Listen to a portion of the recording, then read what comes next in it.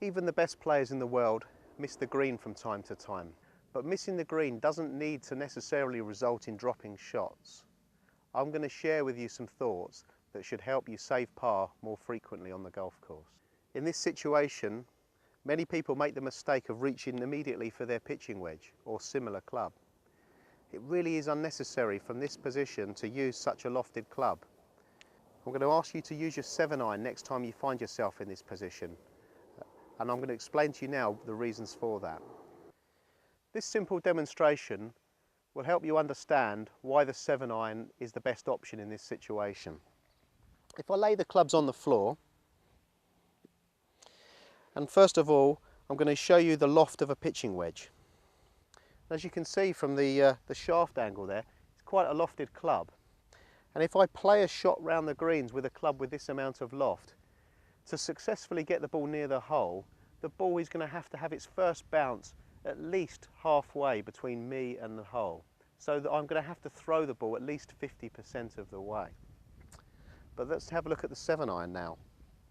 And you'll soon notice how much flatter the ball is going to take off from the club face. This enables me to land the ball a quarter of the way, which is much easier and more reliable than having to play the pitching wedge in this situation. So here I am, I've got my 7-iron, which is the right club, but there are still some points I need to cover to successfully play this shot. So the first thing to remember to play a successful chip shot is to position your hands at the bottom of the handle of the club.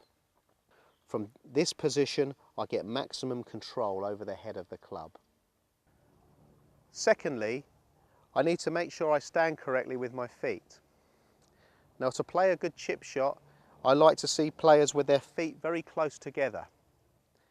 By doing this, we hold our upper body in position, enabling us to strike the ball more consistently. Although standing with a wide stance may make you feel stable, it actually enables the upper body to drift around too much, and this can cause mishits on your chip shots.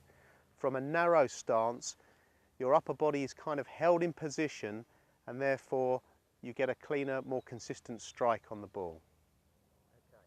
And finally, the stroke itself needs to have a symmetry about it.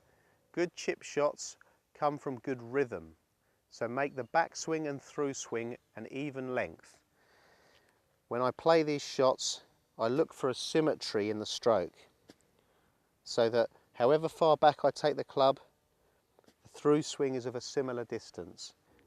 Many club golfers have a problem with following through. They'll take the club back long and then jab at it and have a stunted follow through. This makes it very difficult for them to hit the ball consistently and to have distance control. So try to keep a rhythm and an evenness to the tempo of the stroke. So let's try and put these tips into action and play a good chip shot.